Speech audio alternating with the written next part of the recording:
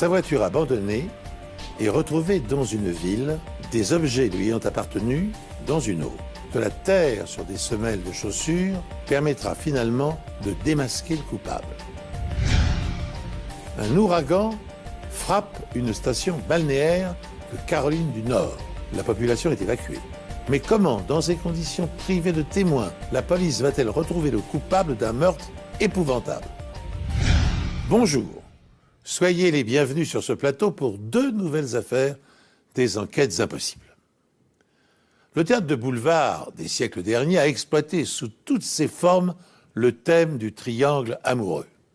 Marivaux, Labiche, Feydeau ou encore Sacha Guitry l'ont décliné à travers des comédies qui, aujourd'hui encore, nous font sourire. Mais une relation à 3 ne se résume pas toujours à de plaisantes pantalonnades. Elle peut aussi se jouer sur le registre de la tragédie et se terminer dans un bain de sang. Par sa taille, l'Université d'État du Michigan est la 7e des États-Unis, avec son campus d'East Lansing de 2023 hectares. Avec plus de 45 000 étudiants, la police est souvent appelée pour enquêter lorsque l'un d'entre eux disparaît sans donner de nouvelles. De temps à autre, on nous signale une disparition. En règle générale, c'est une fausse alerte. À cet âge-là, on part souvent en vadrouille à plusieurs et il arrive souvent qu'on ne donne pas de nouvelles à ses parents. Mais ça va rarement au-delà. En juillet 2000, Michelle Salerno, une étudiante de 3e cycle en orthophonie, âgée de 26 ans, est portée disparue. Elle ne s'est pas rendue au pique-nique familial et elle ne répond pas non plus au téléphone. J'ai appelé la police d'East Lansing pour lui demander d'aller voir à son appartement. Mais ils n'ont trouvé personne. Michelle habite un appartement situé juste à l'extérieur du campus. On n'a découvert aucune trace de violence à l'intérieur de l'appartement, ni quoi que ce soit d'autre. Il ressemblait à n'importe quel appartement d'étudiants. Mais il remarque 2 choses suspectes. Il y avait des traces autour de la poignée qui indiquaient qu'on avait crocheté la serrure. Il y avait un grand canapé dans le salon de l'appartement. Mais les 3 coussins de ce canapé avaient disparu. La voiture de Michelle, un break de couleur bordeaux, n'est pas non plus sur sa place de parking. Il y avait 6 ou 7 services de police impliqués. La plupart d'entre eux n'étaient pas directement concernés par cette affaire. Il s'agissait de bénévoles qui voulaient participer aux recherches. Il y avait aussi des civils qui s'étaient portés volontaires. Il y avait des professeurs et des employés de l'université. Il y avait des citoyens ordinaires. La police émet un avis de recherche pour la voiture de Michelle. À 160 km de là, dans l'Ohio, la police de Toledo la retrouve garée près du dépôt d'autobus. Sur le pare-brise, plusieurs contraventions. La voiture est donc là depuis un moment. Personne ne se rappelle avoir vu Michelle Salerno à l'intérieur ou à proximité de la voiture. Ce n'était pas très rassurant de voir qu'elle n'était pas là. Pourquoi aurait-elle laissé sa voiture dans l'Ohio ? Ça ne collait pas. Michelle Salerno est séparée de son mari, Dennis. Au moment de sa disparition, Dennis vit à Bowling Green, dans l'Ohio, et il prétend qu'il ne l'a pas vue depuis plus d'1 semaine. La dernière personne connue à avoir vu Michelle en vie est son voisin, Jason. Il déclare à la police qu'elle l'a aidé à livrer des journaux quelques jours plus tôt. Depuis peu, elle distribuait un journal local pour gagner un peu plus d'argent. Si je m'en souviens bien, elle effectuait sa tournée entre 4 et 6 heures du matin. Jason déclare que Michelle et lui sont rentrés chez eux vers 6 heures du matin et qu'il ne l'a plus revue depuis. Jason a été considéré comme un suspect pour la simple raison qu'il était la dernière personne à avoir vu Michelle en vie avant sa disparition. Jason et Michelle étaient en réalité des amis proches. Ils entretenaient d'excellentes relations. Ça n'allait pas au-delà de l'amitié, mais ils étaient très intimes. Vu les circonstances et la petite enquête qu'on a menée sur lui, on l'a très vite écarté de la liste des suspects. J'ai contrôlé chacune des cartes de crédit de Michelle. Aucune d'entre elles n'indiquait la moindre activité. Et il n'y avait eu aucun retrait sur son compte chèque, comme si Michelle avait disparu de la surface de la Terre. Plus aucune trace d'elle. Sachant que les personnes qui disparaissent dépensent en général de l'argent, les enquêteurs redoutent le pire. Peu après la disparition de Michel Salerno, un nouvel événement suspect se produit dans l'Ohio, à quelques kilomètres du lieu où sa voiture a été retrouvée. Un chauffeur de camion a été assassiné dans les toilettes d'un restaurant pour routiers. La victime était allongée dans une cabine de douche. Elle avait été égorgée. Elle n'était pas habillée. Une partie de ses effets personnels était étalée dans la douche. Cet homme de 50 ans est un certain Larry McClanahan, un routier de l'Ohio qui travaille à son compte. En vérifiant son casier judiciaire, la police constate que McClanahan a effectué un séjour en prison pour une agression sexuelle sur son neveu de 14 ans. Son compagnon de cellule et meilleur ami n'était autre que Dennis Salerno, le mari de Michel. Ce dernier avait, lui, été condamné pour vol et escroquerie. Après sa sortie de prison, Salerno est allé vivre chez les McClanahan pendant un certain temps. Ils avaient donc d'excellents rapports. McClanahan a ouvert sa porte à Dennis et il l'a hébergé. On a également appris que Larry partageait sa femme avec Dennis. L'ex-femme de McClanahan nous a informé qu'il formait un ménage à trois. Nous l'avons vu. Notre affaire a commencé par la disparition énigmatique de Michel Salerno, une étudiante de l'Université du Michigan. La porte de son appartement a été crochetée et sa voiture a été retrouvée abandonnée dans l'Ohio à 160 km de chez elle. Mais tandis que la police s'interroge et échafaude des hypothèses, un événement tragique interfère dans l'enquête. Un certain Larry McClanahan est retrouvé égorgé dans la douche d'un restaurant. Or cet homme, un ex-détenu, était le meilleur ami de Denis Salerno, le mari de l'étudiante portée disparue. Salerno McClanahan et son épouse formaient par ailleurs un ménage à trois. Dès lors, notre affaire prend une toute autre dimension. Quels sentiments partageaient réellement ces trois personnages? La disparition de Michel et le meurtre de McClanahan sont-ils liés? En analysant les enregistrements des caméras de vidéosurveillance du restaurant dans lequel le second meurtre s'est déroulé, les policiers ne sont pas au bout de leur surprise. Les caméras de sécurité du restaurant montrent McClanahan marchant vers la salle des douches avec un autre homme portant une grosse sacoche noire. Une demi-heure plus tard, l'homme à la sacoche repart sans McClanahan. Pour la police, cet homme ressemble fortement à Dennis Salerno. Sur une autre vidéo, on voyait Salerno entrer dans un entrepôt fermé et sécurisé. Là, les images ne laissent aucun doute. Tu as tué Larry? Pourquoi je l'aurais tué? Lorsque la police interpelle Salerno et l'interroge, il nie tout en bloc. Mais au bout de quelques heures, il change de version. Il déclare que McClanahan l'a appelé quelques jours plus tôt pour lui proposer de le retrouver dans le restaurant pour routiers. Salerno déclare qu'une fois sur place, McClanahan lui a avoué qu'il s'était occupé de sa femme Michel. Il savait que Dennis avait des problèmes conjugaux. Il lui a demandé ce qu'il voulait dire par là. McClanahan a répondu « Je me suis occupé de ta femme ». Et il lui a dit « Je me suis occupé de ton problème. Maintenant, viens ici, déshabille-toi et rejoins-moi dans la douche. » Salerno prétend que McClanahan ne tolérait pas le moindre refus et qu'il a eu peur de se faire violer. Dennis nous a dit qu'il avait paniqué, qu'il s'était penché et avait saisi un couteau. Il s'en est ensuite servi pour repousser McClanahan et l'a poignardé au cou. Je pense qu'il essayait, pardonnez-moi l'expression, de faire d'une pierre deux coups. Il essayait de faire porter la responsabilité du meurtre de Michel à McClanahan, tout en expliquant le meurtre de McClanahan par un simple geste d'autodéfense. Mais les enquêteurs restent sceptiques. Pour commencer, les éléments matériels contredisent la version des faits de Salerno.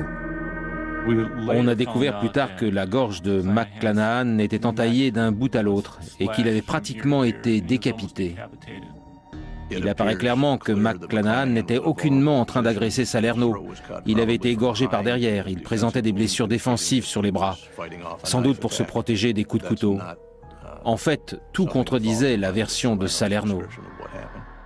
D'autre part, et de son propre aveu, Salerno n'a demandé aucun détail concernant le meurtre de Michel. J'ai demandé à Dennis s'il avait cherché à savoir ce qu'il avait fait à Michel, de quelle manière il l'avait tuée, où elle se trouvait. Dennis ne lui avait rien demandé de tout ça. T'es pas idiot, tu sais très bien pourquoi on t'en parle. Tu es le seul à pouvoir nous montrer où elle est. Comment vous voulez que je fasse? Je vous dis que j'ai aucune idée d'où elle se trouve. Je vous ai dit tout ce que je savais. Je vous ai donné tous les noms de ses amis. Dennis, est-ce que c'est toi qui lui as fait du mal? C'était peut-être un accident? Non? C'est pas ce que j'attends comme réponse. L'enquêteur Vincent et moi avons confié l'enregistrement de Dennis au profileur de la police de l'État du Michigan. Ils ont conclu que s'il était bien l'auteur du meurtre de Michel, il l'avait très probablement enterré dans un lieu que tous les deux connaissaient. Si Salerno reconnaît avoir tué McClanahan, il nie toute implication dans le meurtre de Michel. Les enquêteurs doivent donc s'appuyer sur la médecine légale pour découvrir la vérité. Michel Salerno, une étudiante de 3e cycle, a disparu et est présumée morte. Je viens ici pour savoir si vous avez trouvé quelque chose et vous m'accusez de tout un tas de trucs. Son mari, Dennis, raconte aux policiers que son meilleur ami, Larry McClanahan, l'a assassiné. Une accusation sans fondement, selon les policiers. On a enquêté et on n'a jamais trouvé le moindre élément indiquant que McClanahan avait quelque chose à voir dans le meurtre ou la disparition de Michel.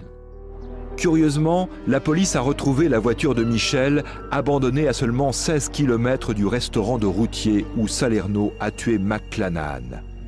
À l'intérieur de la voiture de Michel, les enquêteurs ont aussi découvert une empreinte de Dennis Salerno sur la vitre du côté passager. Or, Michel ne possédait cette voiture que depuis leur séparation. Son père lui avait donné cette voiture depuis peu de temps. Par conséquent, rien ne pouvait expliquer la présence de l'empreinte de Dennis sur cette vitre. Les enquêteurs inspectent ensuite les effets personnels de Salerno.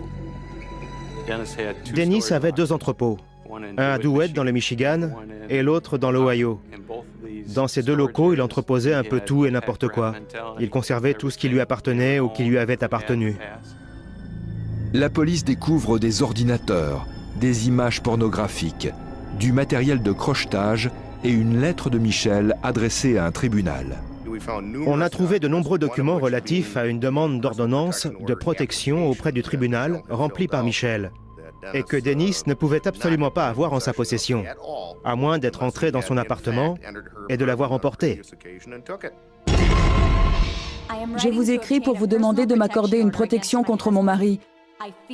J'ai peur pour ma sécurité, car durant notre mariage, il m'a maltraitée, aussi bien physiquement que psychologiquement. Les enquêteurs envoient la lettre à l'expert en criminalistique Greg Michaud, qui l'asperge de ninhydrine. La ninhydrine est un composé chimique qui réagit au contact des acides aminés présents dans une empreinte digitale. Lorsque la ninhydrine réagit, les empreintes deviennent visibles et prennent une teinte violette. Sur ce document, Michaud découvre les empreintes de 2 personnes différentes. Il y a 2 empreintes de paume de la main qu'on a identifiées comme appartenant à Dennis Salerno, et puis il y a 3 empreintes digitales de Michel Salerno. 2 preuves matérielles viennent contredire la version des faits présentée par Dennis Salerno, selon laquelle son ami Larry McClanahan aurait tué sa femme dans le but de le libérer d'un lien conjugal devenu insupportable. En effet, une empreinte digitale lui appartenant a été prélevée sur une vitre de la voiture que Michel venait d'acquérir. Deuxième indice, une lettre de demande de protection policière sur laquelle figurait également une empreinte palmaire de Salerno a été subtilisée dans son appartement. Ces indices prouvent que Dennis Salerno s'est introduit frauduleusement dans l'appartement et la voiture de son épouse, et peu de temps avant sa disparition.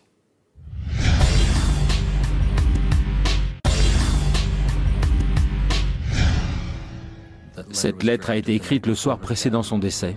Dennis n'habitait pas avec elle. Il n'y avait donc aucune raison de retrouver ses empreintes sur cette lettre. Mais Denis Salerno refuse de reconnaître le meurtre de son épouse Michelle. Il continue d'affirmer que Larry McClanahan est le seul et unique coupable. C'est très facile d'accuser quelqu'un d'homicide quand cette personne est morte. On peut accuser un mort d'à peu près tout ce qu'on veut. Il n'est plus là pour se défendre. Il a été arrêté pour le meurtre de McClanahan et le procureur envisageait de demander la peine de mort contre lui. Mais on a réussi à conclure un accord. S'il nous disait où se trouvait le cadavre, on n'utiliserait pas cette information contre lui lors du procès. Et les procureurs de l'Ohio ne demanderaient qu'une peine de 20 ans de prison pour le meurtre de McClanahan. Salerno accepte le marché et indique aux enquêteurs où se trouve le corps de Michelle. Selon lui, Larry McClanahan avait avoué avoir enterré Michelle dans ce site d'enfouissement qui faisait près de 5 hectares. C'était une zone très vaste, une immense décharge. Au bout de plusieurs jours de recherche, les enquêteurs finissent par trouver le corps d'une femme qu'ils doivent maintenant identifier. J'ai contacté la mère de Michelle et je lui ai demandé si par hasard elle avait conservé une de ses dents de lait. Elle nous a donné une de ses dents de lait et elle contenait encore suffisamment de pulpe et de dentine pour qu'on puisse obtenir un échantillon d'ADN. L'ADN confirme qu'il s'agit bien du corps de Michelle Salerno. Elle est morte par strangulation. L'os hyoïde, un os de la gorge en forme de fer à cheval, était déformé. Cela indique en général que la cause du décès est la strangulation. Lorsqu'ils l'ont retrouvé, j'ai eu l'impression de porter tout le poids du monde sur mes épaules. J'attendais ça depuis tellement de temps. Et finalement, je ne l'ai pas supporté. Les enquêteurs sont convaincus que Denis Salerno est impliqué dans le meurtre de Michelle, surtout depuis la découverte de matériel de crochetage et d'une paire de chaussures couvertes de boue dans son local. Le plus curieux, c'est qu'elles avaient été enveloppées dans un tapis de voiture. L'inspecteur Quick était chargé de réunir les éléments de preuve à ce moment-là, et il a contacté un professeur de l'Université d'État du Michigan, qu'on a surnommé le Dr Boo. Le Dr Boo s'appelle en réalité Tom Vogel. Il est professeur de géologie. Je pensais qu'on m'appelait le docteur Caillou. Mais il nous a dit que ces résultats pourraient avoir des effets néfastes sur notre enquête. En effet, si ces résultats n'étaient pas concluants, cela pourrait permettre à Denis Salerno d'affirmer qu'il ne s'était pas rendu sur les lieux. Vogel prélève des échantillons sur les chaussures de Salerno et sur le corps de Michelle. Il réduit chacun d'eux en une fine poudre, puis il les porte à une température de 1000 degrés. Il fait la même chose avec l'échantillon de terre provenant du site d'enfouissement. Et cette terre est tout à fait unique. Je n'ai jamais rien vu de tel de toute ma vie. Quand ils m'ont apporté cette terre, je leur ai dit qu'elle avait quelque chose de vraiment très particulier. Elle présentait des concentrations élevées en métaux comme le nickel, le zinc et même le hafnium, qui est probablement le métal le plus rare qu'on puisse trouver dans de la terre. La boue provenant des chaussures de Salerno est bien la même que celle retrouvée sur le corps de Michelle. En revanche, cette boue ne provient pas du site en question.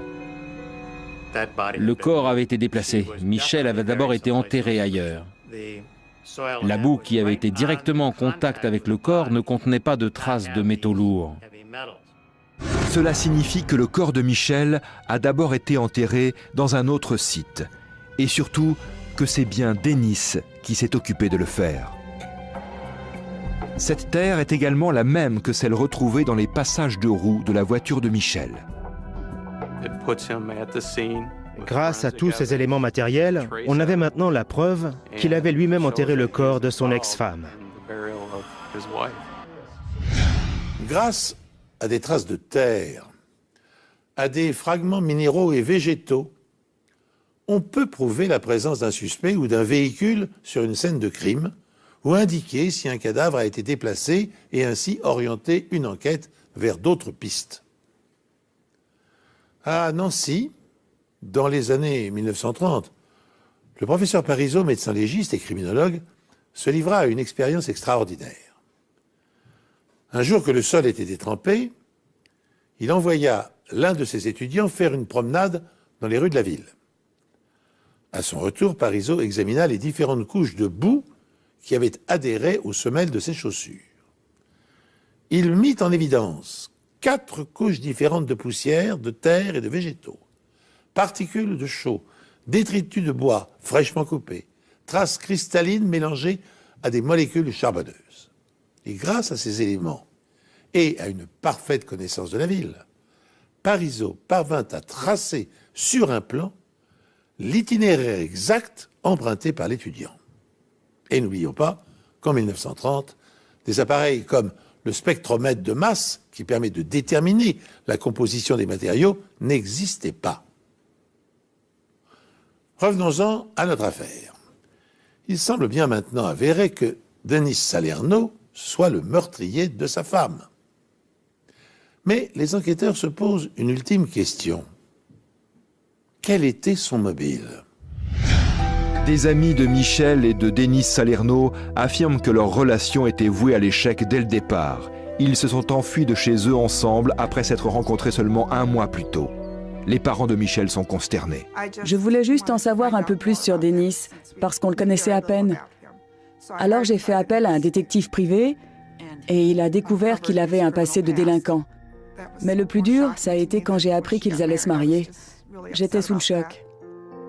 Lorsque Michel découvre que son conjoint est un ancien délinquant, elle demande aussitôt le divorce. Elle a découvert qu'il était homosexuel.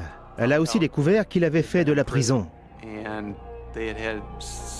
Ils ont eu plusieurs disputes, au cours desquelles l'un des deux à chaque fois était blessé. Même si Denis et Michel vivaient séparément, Michel craignait pour sa sécurité. Les experts en criminalistique montrent que Denis est entré dans l'appartement de Michel pendant qu'elle était à son travail, sans doute pour récupérer des objets personnels. Il a alors découvert la demande d'ordonnance de protection qu'elle souhaitait déposer contre lui. Il est fou de rage.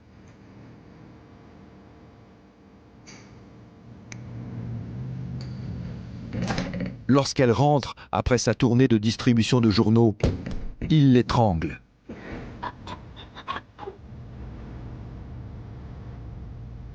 Malgré tout, personne ne sait comment ensuite il parvient à sortir le corps pour l'installer dans la voiture, ni où il l'a enterré la première fois. Mais la boue trouvée sur les chaussures de Salerno est la même que celle sur le corps de Michel.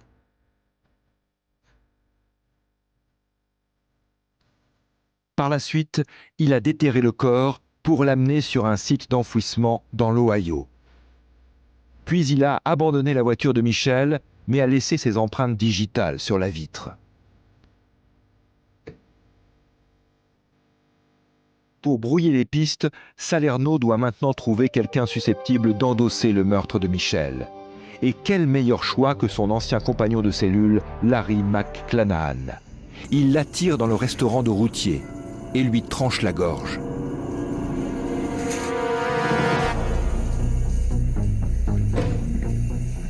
Denis a toujours essayé de faire porter la responsabilité du meurtre de sa femme à McClanahan. Mais on a par la suite découvert qu'il savait exactement où Michel était enterré.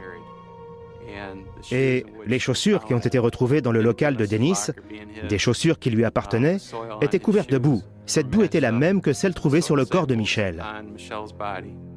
Denis Salerno plaide coupable pour le meurtre de Larry McClanahan, mais pas pour celui de Michel.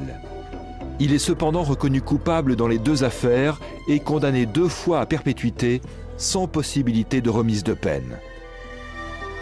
Il n'était pas nécessaire de trouver le mobile. Il suffisait de prouver la cause de la mort et que Denis Salerno était bien le coupable. De toute façon, prises dans leur ensemble, les preuves étaient trop accablantes. Les experts ont démontré que Salerno s'était emparé des dossiers relatifs à la demande de protection de Michel. Mais l'élément le plus surprenant est celui de nature géologique. L'élément qui le liait au meurtre était la terre, les caractéristiques inhabituelles de cette terre, comme l'ont décrit les scientifiques qui ont travaillé sur cette affaire. Comment peut-on expliquer la présence de cette terre sur ses chaussures et sur le corps de la victime? Il n'y avait aucun doute, c'était lui qui l'avait enterré. Sans ces échantillons de terre, on n'aurait jamais pu prouver que Dennis était l'auteur de ce crime. En effet, ces échantillons, qu'il n'a pas pu contester, avaient été prélevés sur ses chaussures, et c'était notre élément principal. Quand j'ai compris qu'il allait être condamné à la prison à vie, sans possibilité de remise de peine, j'ai remercié Dieu. Grâce au ciel, justice a été faite. Pour empêcher sa femme de déposer une demande d'ordonnance de protection auprès du tribunal, Denis Salerno l'a kidnappé et étranglé. Puis, il a égorgé son meilleur ami dans le but de lui faire endosser indirectement la responsabilité de ce crime. Ce subterfuge naïf et sordide a fait long feu face aux expertises médico-légales. Pour tenter de semer le doute dans l'esprit du juge, puisque Salerno avait renoncé à son droit de plaider devant un jury, son avocat a argué du fait que l'appartement et la voiture de la victime ne présentaient pas de traces de lutte ou de taches de sang, et que par conséquent, Salerno ne pouvait pas avoir kidnappé sa femme. Cet argument n'a pas infléchi la décision du juge. Salerno a été condamné à une double peine d'emprisonnement à perpétuité. Une jeune femme passe d'agréables vacances dans une station balnéaire en compagnie de son frère et d'une poignée d'amis. Puis, comme dans un film projeté à grande vitesse, les événements s'accélèrent et virent au drame. Pour couronner le tout, un ouragan d'une violence exceptionnelle oblige les autorités à évacuer la ville. Le meurtrier va-t-il profiter de la panique pour prendre la fuite et échapper à la police?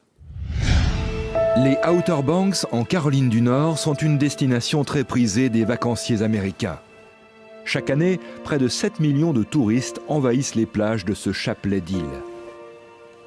Ces plages sont très agréables, on y trouve beaucoup de bons restaurants. C'est le lieu idéal pour des vacances en famille. En 1993, Janet Ciclari va passer une semaine de vacances à Nag's Head dans les Outer Banks. Elle est accompagnée de son frère Robert et de plusieurs amis. Elle a 35 ans et elle vient de vivre une rupture. Janet était restée 10 ans avec le même homme, mais il y avait toujours quelque chose qui clochait. Elle voulait que tout soit parfait. Mais elle n'a jamais trouvé l'homme idéal qu'elle recherchait. Pour leur dernière nuit en ville, Janet sort dîner avec 2 amis. Plus tard, elles se rendent dans une discothèque.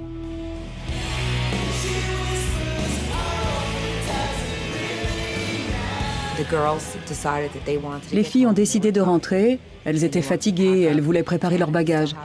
Janet, elle, s'amusait encore. Elles lui ont laissé la voiture, puisqu'elle restait toute seule. C'était plus prudent qu'elle la prenne. Elle pouvait rentrer à pied, puisqu'elles étaient 2.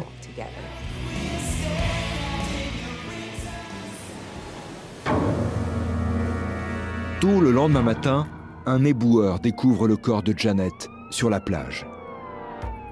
Elle se trouve à seulement une dizaine de mètres de son hôtel. Elle ne portait qu'un haut bleu en jean et elle n'avait rien en bas. Elle avait une main près de son cou qui agrippait un short en jean blanc. La victime a été violée.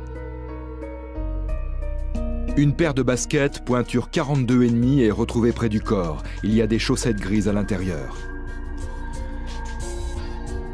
C'était vraiment étrange qu'il y ait cette paire de chaussures à 10 mètres de l'endroit où il y avait eu un viol et un meurtre. C'était bizarre. On a tout de suite pensé qu'il y avait un lien.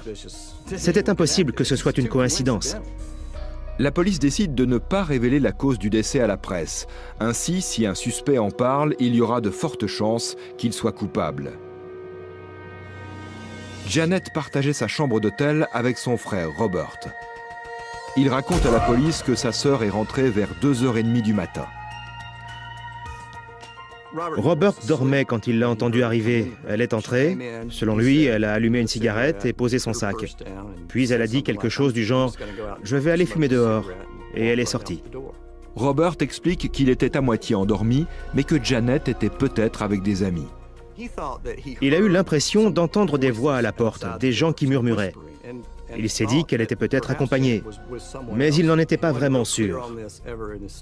Aucun des employés de l'hôtel n'a vu Janet entrer ou sortir de l'établissement. Cette chambre était au bout d'un couloir face à l'océan. Juste à côté, il y avait une porte et des escaliers qui donnaient sur un pont. Celui-ci menait jusqu'à la mer. Elle n'avait pas à passer par le hall pour sortir de l'hôtel et aller sur la plage. La police commence par rechercher les personnes qui auraient pu se trouver dans les environs à l'heure du crime. Mais dans un lieu peuplé en grande majorité par des touristes, la tâche s'annonce difficile. Pour les proches de Janet et les enquêteurs, ce meurtre n'a aucun sens. C'était un crime abominable. Quelqu'un qu'elle ne connaissait pas l'a violée et tuée.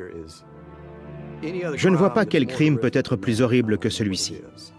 Ce genre de choses ne peut pas arriver à des gens qui ont une vie bien sous tout rapport. C'est impossible.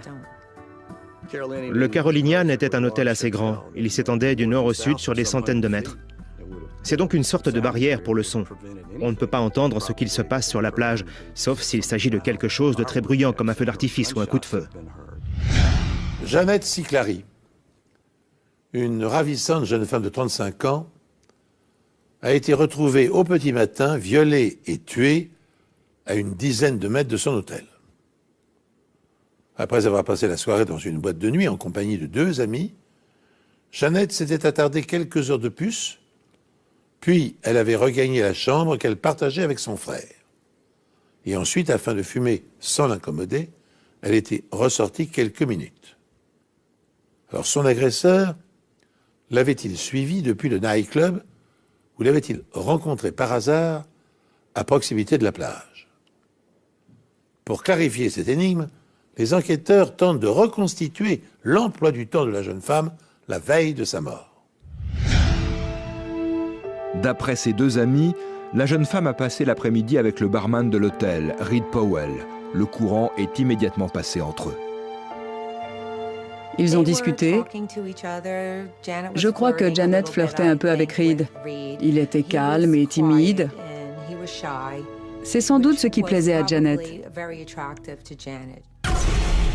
Dans la soirée, les 3 amis rencontrent Reed au Porto Call, un bar des environs. Reed est avec sa petite amie, mais ils se disputent. Au Porto Call, Reed a vu sa petite amie en train de danser avec un autre homme. Ça l'a énervé. Ils ont donc eu une petite altercation. Ses amis rentrent à l'hôtel, mais Janet, elle, reste au bar pour discuter avec Reed.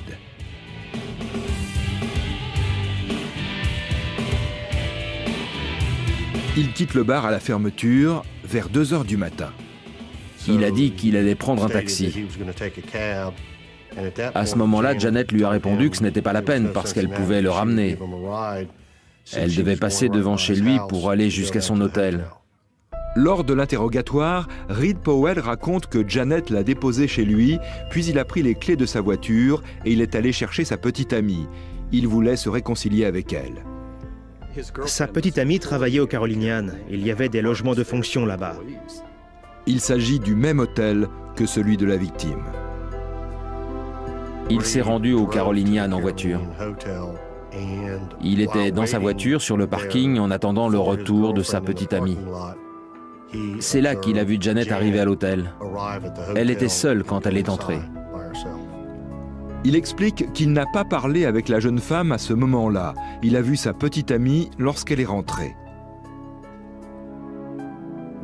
Ils se sont disputés et il a fini par lui mettre une gifle.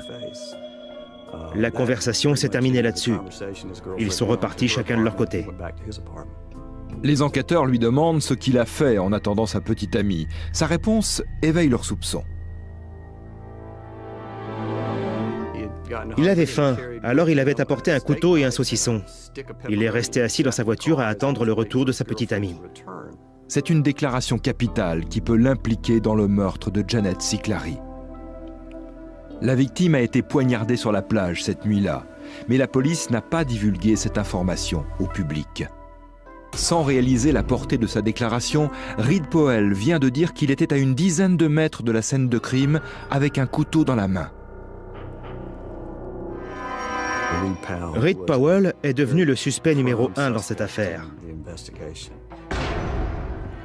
La façon dont ils se sont comportés ensemble indiquait qu'il y avait plus que de l'amitié entre eux, qu'il y avait une attirance. Cela a éveillé nos soupçons. C'est pour ça qu'on a décidé de s'intéresser un peu plus à lui.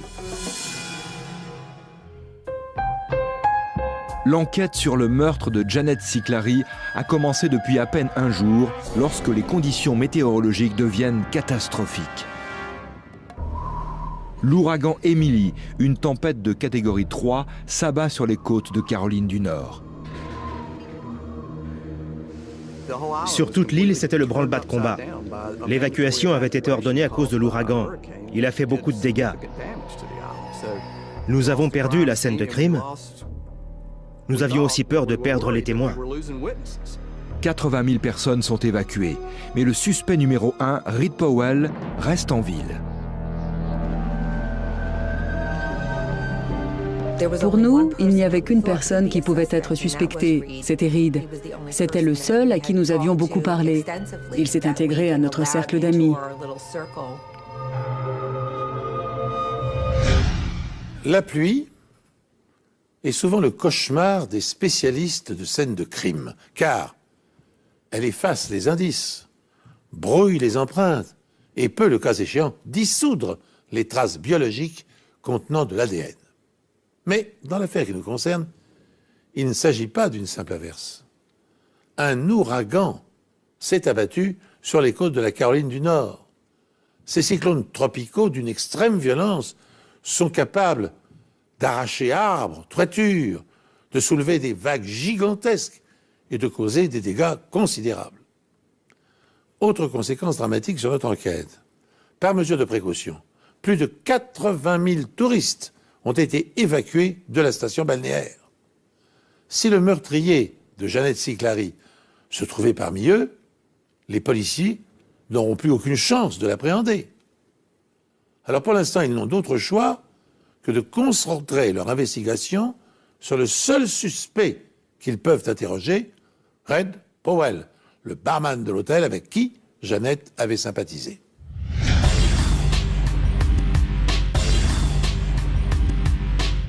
La police fouille son domicile et saisit plusieurs couteaux. Les couteaux ont été envoyés à un laboratoire pour rechercher d'éventuelles traces de sang. Mais on n'en a trouvé sur aucun d'entre eux. Reed est également obligé de fournir un échantillon d'ADN. En 1993, les analyses génétiques ne sont pas aussi performantes qu'aujourd'hui. À l'époque, la méthode consiste à comparer la longueur et les motifs des autoradiographies qui ressemblent à des codes barres. Nous avons comparé le profil ADN du suspect à celui que nous avons retrouvé sur la victime. Nous avons tout de suite vu qu'il ne s'agissait pas du même. On a tous été surpris que ça ne corresponde pas. 10 autres hommes sont sur la liste des suspects. Ils se trouvaient dans les environs de la scène de crime ou ont été en contact avec Janet pendant ses vacances. Tous fournissent un échantillon d'ADN. Je les ai examinés et j'ai comparé leur ADN à celui qu'on avait obtenu à partir du sperme retrouvé sur la victime. Ils ont tous, sans exception, été écartés de la liste des suspects. Il semblerait que le meurtrier ait déjà quitté les lieux. Il est peut-être parti car c'était la fin de ses vacances ou à cause de l'ordre d'évacuation. À ce moment de ma carrière, c'était la première fois que j'étais incapable de résoudre une affaire de cette importance. C'était vraiment très frustrant. Ça me brisait le cœur. Les mois passent, puis les années, et l'enquête est au point mort. Bien sûr, on ressent beaucoup de frustration quand on essaie de faire face à ce genre d'événement. On se dit que plus le temps passe, moins on a de chances de retrouver le coupable. Alors on commence à se faire à cette idée. On prie pour qu'un jour, il soit attrapé, mais au fond, on finit par se dire qu'au bout de 5 ans, ça n'arrivera plus. Mais pendant ce temps, le FBI met au point un système pour que chaque police d'État ait accès aux empreintes génétiques recueillies dans les autres États. Il s'agit d'une base de données appelée CODIS. Elle répertorie les profils ADN des criminels de tous les États du pays.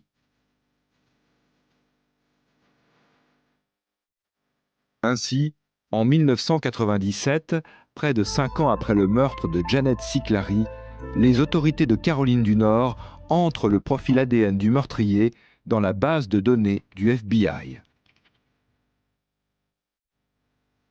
Et ils trouvent une correspondance.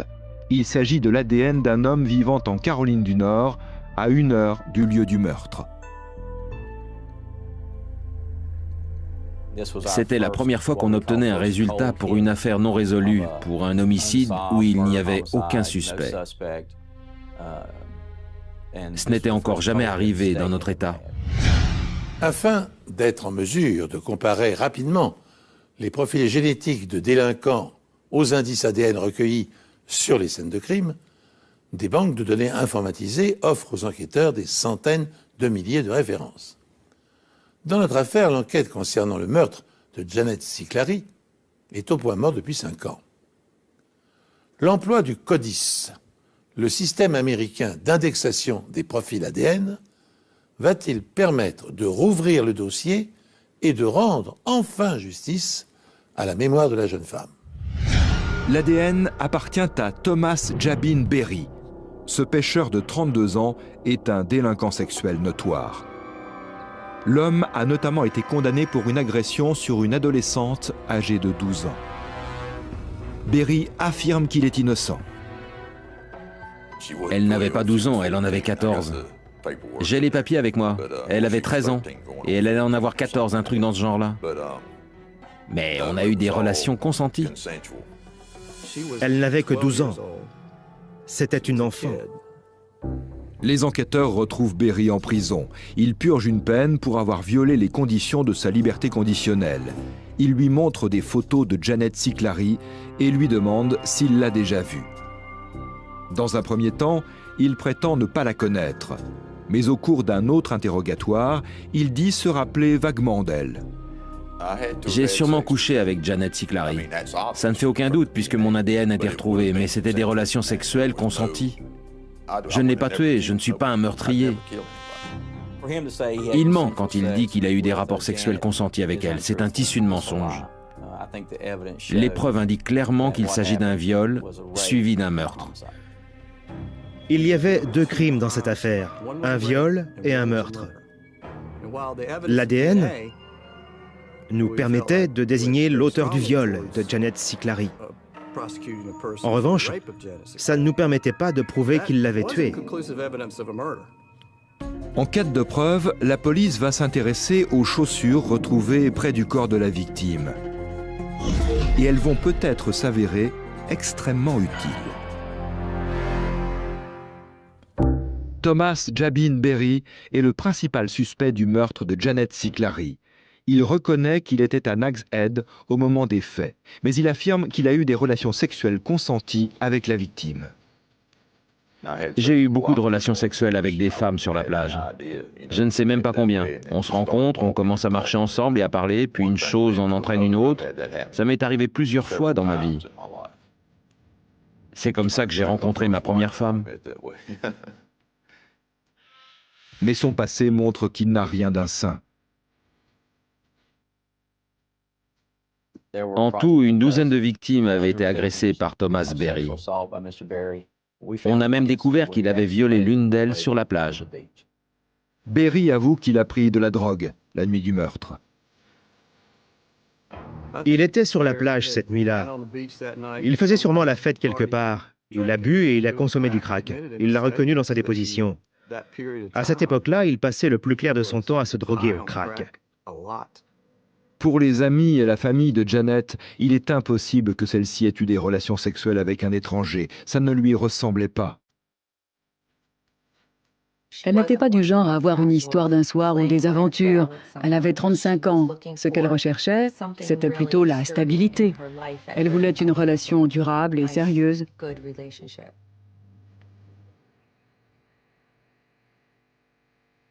Pour convaincre un jury, les enquêteurs doivent disposer d'autres éléments qui relieraient Thomas Berry à la scène de crime. Ils décident alors d'examiner la seule autre preuve dont ils disposent, la paire de baskets. Le suspect prétend qu'elles ne sont pas à lui. Il n'y avait qu'une façon de vérifier qu'il s'agissait bien des siennes. Nous nous sommes adressés à quelqu'un qui est capable de relever des empreintes dans une chaussure, un peu comme pour une empreinte digitale. Les enquêteurs contactent Robert Kennedy, expert médico-légal auprès de la police montée canadienne. Il est réputé mondialement pour utiliser les empreintes de pied comme preuve, en particulier celles qu'il relève dans les chaussures. J'ai commencé à travailler sur les empreintes de pied en 1989. Un tueur en série sévissait dans le Nouveau-Brunswick au Canada. On voulait savoir si l'empreinte du pied du suspect correspondait à celle qu'il y avait à l'intérieur de la chaussure. Kennedy décide alors de créer une base de données regroupant ces empreintes. Il étudie en détail la façon dont elles sont laissées. Quand quelqu'un porte une paire de chaussures, le pied dégage une quantité importante de chaleur et il transpire. La partie du pied qui supporte notre poids va laisser des marques sur la semelle de la chaussure. Avec ces marques, on aura aussi de la transpiration et des traces noires à l'intérieur de la chaussure. Chaque individu laisse des traces différentes. Il est ainsi possible d'établir une base de données pour les comparer. Kennedy relève les empreintes de pied de Thomas Berry avec de l'encre. Puis il découpe la semelle intérieure des chaussures récupérées sur la scène de crime. Il les photographie. Les images sont superposées pour être comparées. Il n'y avait aucune différence entre la trace laissée par Thomas Berry et celle qui était à l'intérieur de la basket. J'en suis donc arrivé à la conclusion que c'était bel et bien lui qui avait porté ces chaussures. Le procureur est désormais en mesure d'affirmer que le suspect était sur la scène de crime. Nous avons toujours été convaincus qu'il y avait un lien entre ces chaussures et le meurtre. On savait que cela nous conduirait à notre suspect. Le soir du meurtre, Janet a raccompagné Reed Powell chez lui, puis elle est rentrée à son hôtel. Il semble que son frère se soit trompé lorsqu'il déclare avoir entendu des voix venant du couloir. Janet ressort pour fumer une cigarette. Malheureusement, sa route croise celle de Thomas Jabin Berry. L'homme a déjà commis plusieurs viols et ce soir-là, il est sous l'emprise de la drogue. Il utilise un couteau pour la forcer à avoir des relations sexuelles. Ensuite, il la poignarde pour qu'elle ne puisse pas l'identifier. Apparemment, il décide de laisser ses chaussures sur la plage pour que les enquêteurs ne puissent pas suivre ses traces de pas jusqu'à la maison de sa tante. Celle-ci vit près de l'hôtel et c'est là qu'il aurait passé la nuit. Au final, Thomas Jabin Berry s'est jeté dans la gueule du loup. S'il n'avait pas enfreint les conditions de sa liberté conditionnelle, nous n'aurions jamais eu son échantillon d'ADN. Au cours du procès, le procureur apprend un fait étonnant. Il était de retour dans sa cellule pendant le procès et il a dit à un gardien qu'il ne serait pas condamné à mort. Alors le gardien lui a demandé comment il le savait. Il a répondu qu'une femme parmi les jurés était une amie de sa mère et qu'elle l'avait vu grandir. Le jury reconnaît Thomas Berry coupable de viol et de meurtre. Il est condamné à la prison à vie sans possibilité de remise de peine.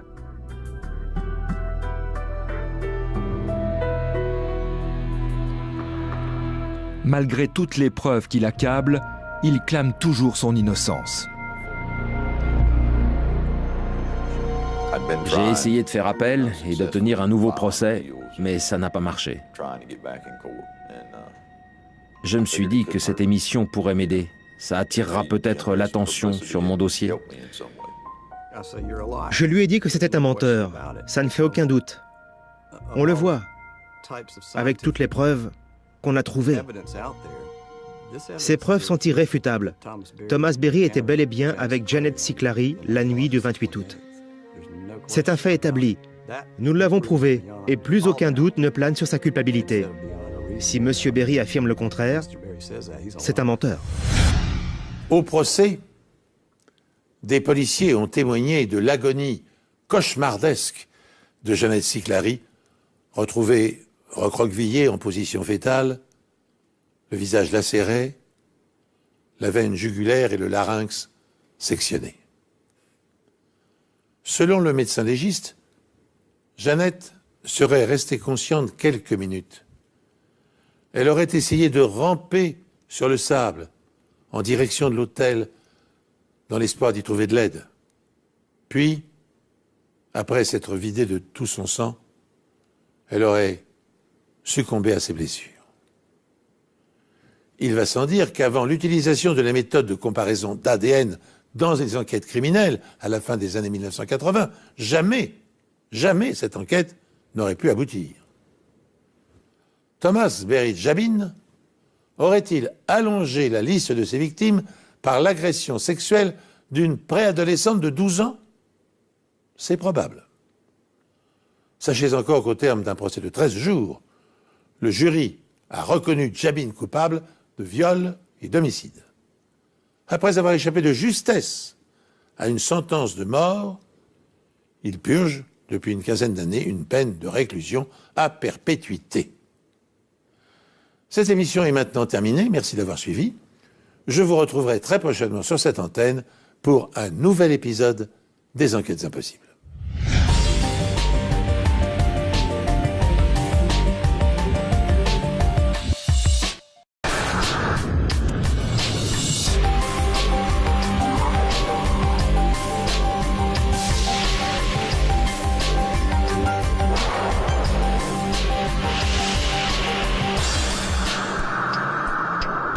La scène ressemble à un banal accident de voiture.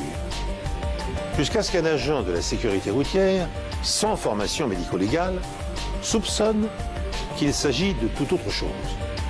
Il faudra un volant tordu, une caméra de surveillance et des calculs complexes de trajectoire pour établir la véritable cause du décès d'une jeune femme. Un homme fasciné par les belles de nuit terrorise toute une ville.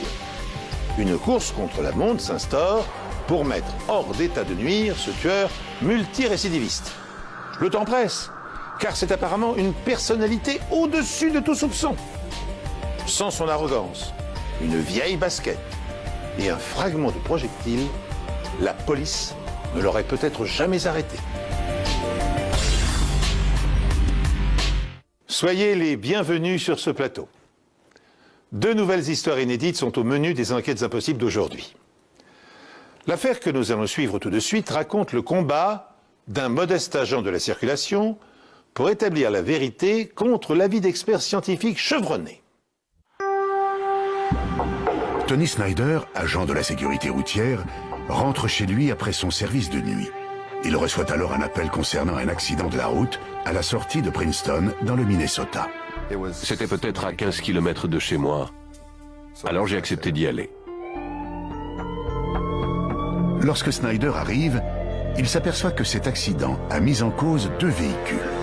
Apparemment, une Jeep aurait heurté une voiture en panne abandonnée sur le bord de l'autoroute.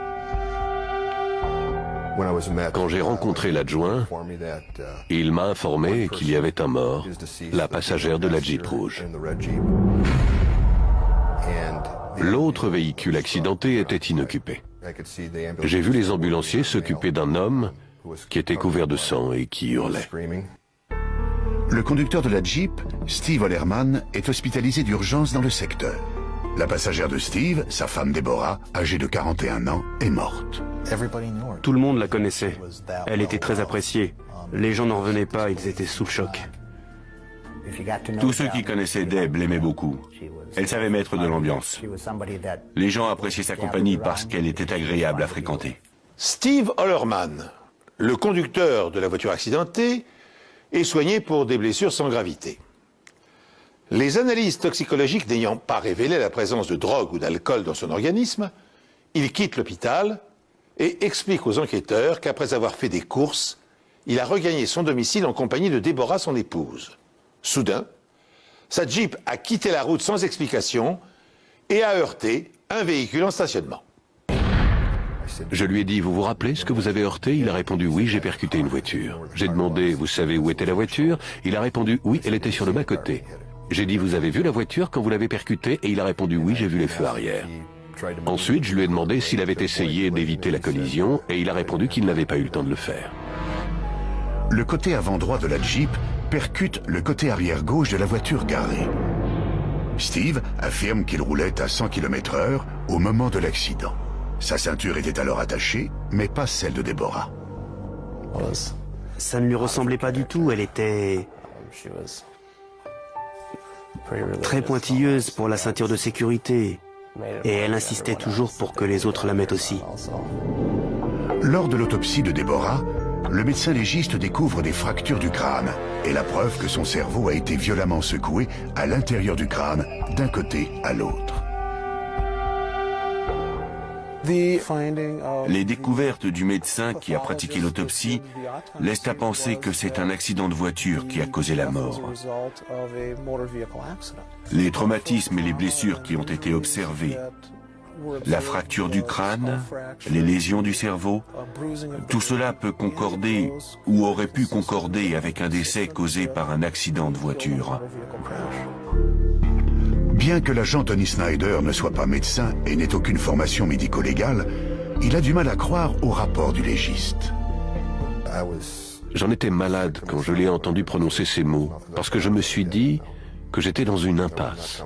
Je n'étais pas à l'aise dans cette situation, mais pour être tout à fait franc, je me sentais déchiré. Cette nuit-là, je n'ai pas fermé l'œil. Snyder est perplexe parce que cet accident ne semble pas suffisamment grave pour avoir causé la mort. De plus, il a déjà vu pas mal d'accidents dans sa carrière.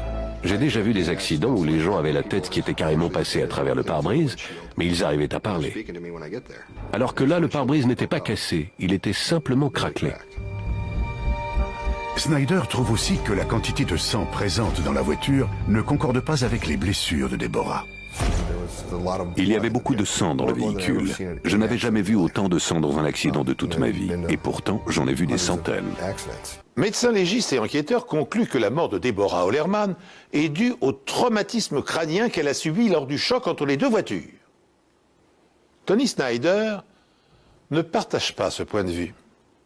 Il estime que la quantité de sang retrouvée sur le siège passager est inhabituelle, donc suspecte. Mais comment un agent de la circulation, habitué à dresser des procès-verbaux, peut-il mettre en doute un rapport d'expert? Tandis que Snyder doute qu'il puisse faire entendre sa voix, la famille de Deborah Ollermann s'insurge contre le laxisme de la police et un appel téléphonique anonyme offre à l'enquête des nouvelles perspectives. Comment une voiture peut-elle rester sur le bas-côté de la route pendant plusieurs jours? Est-ce que quelqu'un n'est pas chargé d'enlever la voiture dans ce genre de cas? L'agent de la police routière, Tony Snyder, s'intéresse moins à la voiture abandonnée qu'aux compétences de Steve Ollermann en matière de conduite. Il est persuadé que ce dernier ne dit pas toute la vérité. Je lui ai demandé si un cerf avait surgi, s'il jouait avec les boutons de son autoradio, s'il était en train de téléphoner. Je lui ai demandé s'il avait eu un malaise, une absence, un vertige, s'il s'était endormi. Mais il n'avait quitté la route pour aucune de ces raisons, il a simplement dit qu'il ne savait pas. Steve explique aux enquêteurs que Deborah et lui avaient fait des courses et qu'ils rentraient chez eux lorsque l'accident s'est produit. Snyder vérifie donc la version de Steve en visionnant les images filmées par les caméras de surveillance du magasin. Ces images montrent les Ollermann dans le magasin ce soir-là, mais ils sont partis plusieurs heures avant ce qu'affirme Steve. Il a quitté le dernier magasin vers 19h30 et on m'a appelé pour que j'aille sur le lieu de l'accident à 22h. Il aura donc fallu un certain temps pour parcourir une trentaine de kilomètres. En outre, les articles achetés par les Ollermann au magasin ne se trouvent pas dans la Jeep au moment de l'accident. Où sont donc les Ollermann entre 20 et 22 heures? Un appel anonyme fournit un indice à Tony Snyder.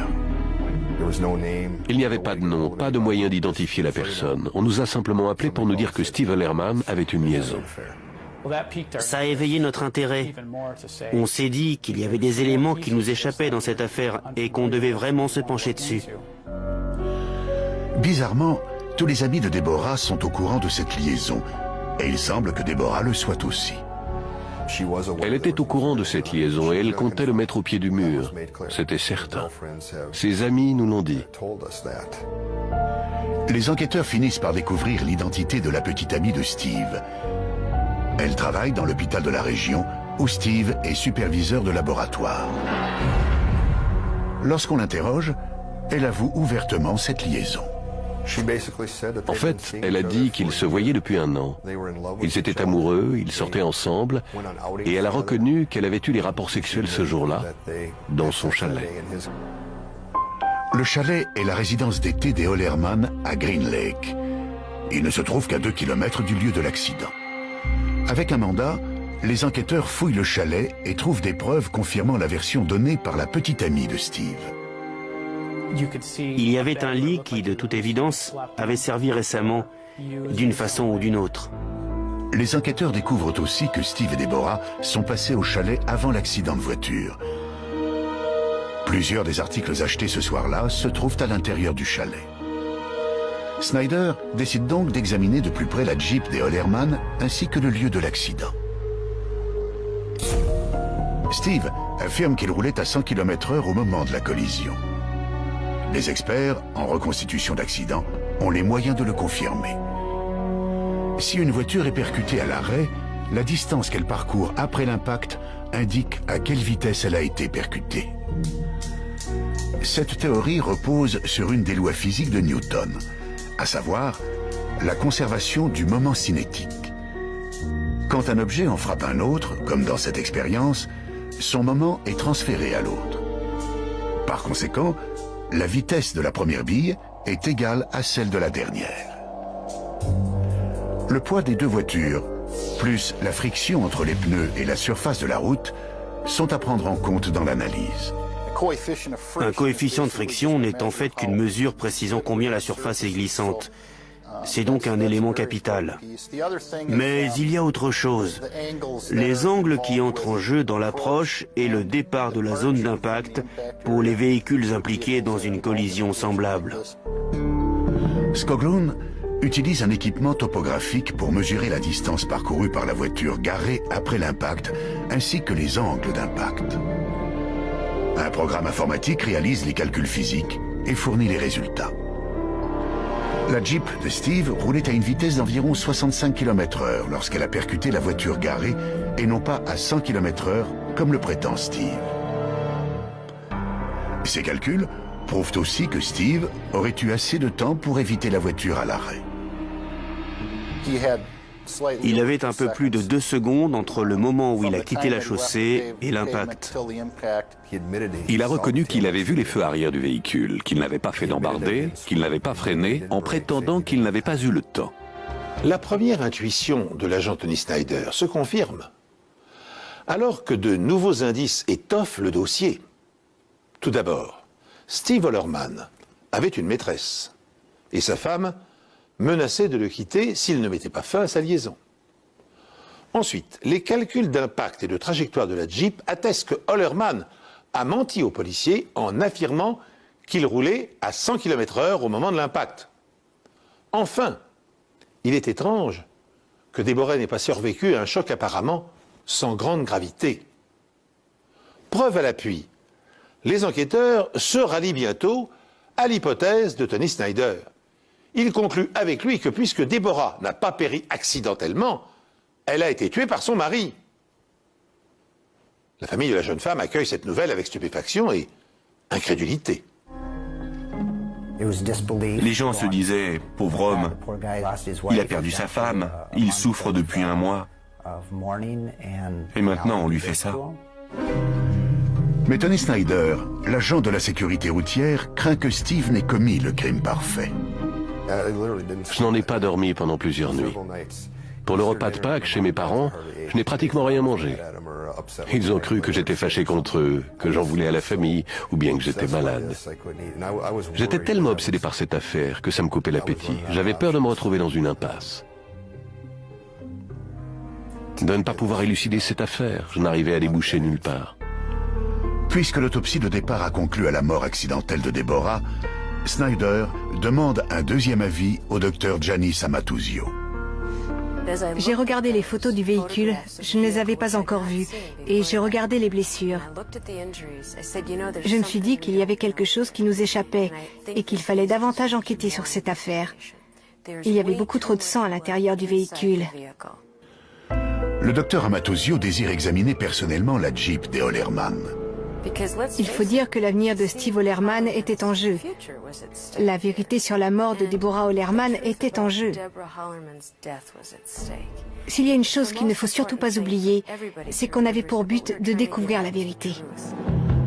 Le docteur Amatuzio a approximativement la même taille et le même poids que Deborah.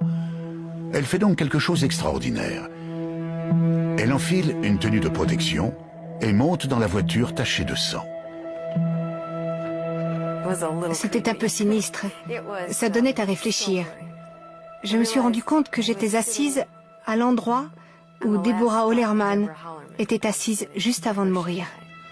La première chose qu'elle remarque, c'est que la traînée de sang sur le pare-brise porte ce qui ressemble à une empreinte de textile. En fait, on aurait dit le gros pull en maille que portait Deborah au moment de sa mort. C'était une découverte capitale, parce qu'elle prouve que Deborah saignait avant que l'accident ne se produise. Il n'y avait qu'une seule explication pour cette quantité de sang à l'intérieur du véhicule au moment de la collision. Deborah Ollermann était déjà en sang avant l'accident. Autrement dit, elle avait été blessée avant l'impact. Sinon, elle n'aurait pas eu autant de sang sur son pull, sur ses cheveux, sur son visage. Un autre élément confirme que Deborah saignait avant l'accident. Du côté du passager, sur la vitre arrière, on voyait que le sang provenait du siège et avait coulé le long de la vitre. La forme en L fait une fois de plus appel aux lois de la physique. Quand du sang coule le long de la vitre d'une Jeep qui roule à 65 km/h et qui s'arrête brusquement, tout dans la Jeep, y compris le sang, continue à avancer. Les scientifiques pensent que c'est ce qui est à l'origine de cette forme en L.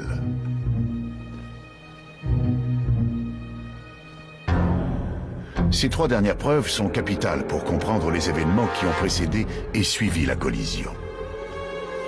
On trouve du sang de Deborah sur la manette servant à régler le siège du conducteur. Le siège du conducteur sur lequel se trouvait Steve Ollermann avait été reculé au maximum. Le volant est tordu et les enquêteurs découvrent une empreinte provenant de la chaussure de Steve sur la vitre du côté du passager. Cela prouve que Steve a reculé son siège après avoir été en contact avec le sang de Deborah. Il a ensuite empoigné le volant pour s'y cramponner avant la collision. On découvre également que Steve Ollermann a tenté de casser la vitre du passager après l'impact. À mon avis, il a essayé de casser la vitre sur les lieux de l'accident. Il lui fallait du verre parce qu'il y avait beaucoup de sang, mais aucune trace de verre brisé. Grâce au docteur Amatuzio, les présomptions de l'agent Snyder se transforment en preuves matérielles. Si Deborah saignait déjà dans la voiture avant le choc et si son mari a essayé de briser la vitre de son côté, cela atteste qu'il l'a assassinée et qu'il a tenté ensuite de maquiller son crime en accident. Il ne reste plus qu'à découvrir l'objet contondant dont il s'est servi pour fracasser le crâne de sa femme. Le docteur Amatuzio passe au peigne fin l'intérieur de la Jeep. Elle finit par découvrir que le bouton de réglage du rétroviseur extérieur pourrait bien être l'arme du crime. Ce bouton de réglage était couvert de sang et de longs cheveux bruns. Il m'a paru évident que ce bouton était l'instrument qui se trouvait à l'origine des 4 lacérations sur le cuir chevelu de la victime. Et selon toute vraisemblance, des fractures qu'elle avait au niveau du crâne. Ces éléments prouvent que Steve a tué Deborah en frappant sa tête à plusieurs reprises contre le bouton de réglage. Elle a été frappée fort, très fort même. Lorsque la mort est la conséquence de coups et blessures, on considère qu'il s'agit d'un homicide. Steve Ollermann est arrêté et accusé du meurtre de Deborah. Il s'est montré surpris, stupéfait quand on l'a arrêté. Et quand je lui ai passé les menottes et que je l'ai fait monter dans ma voiture, il m'a appelé Tony. Il voulait me parler, il m'a demandé « Tony, pourquoi est-ce qu'on me fait ça ?» comme si on était amis. Je suis parti en voiture jusqu'à un parc, je me suis arrêté et j'ai lu très attentivement le rapport sur l'affaire. À ce moment-là, des images me sont venues à l'esprit en lisant les résultats de l'enquête.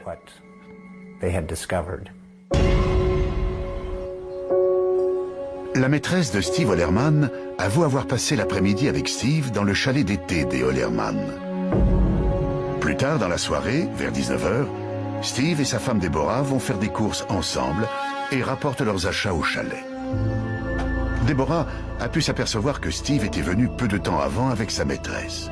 Quoi qu'il en soit, les preuves suggèrent qu'une dispute a éclaté à ce moment-là et qu'elle a pris une tournure violente.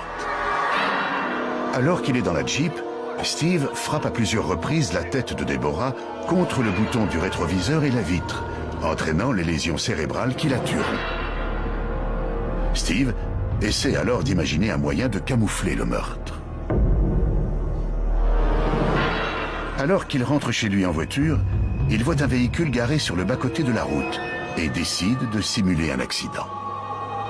Il met la Jeep en position, recule son siège avec les mains tachées de sang, s'assure que sa ceinture est attachée alors que celle de Deborah ne l'est pas, puis se cramponne en prévision de l'impact.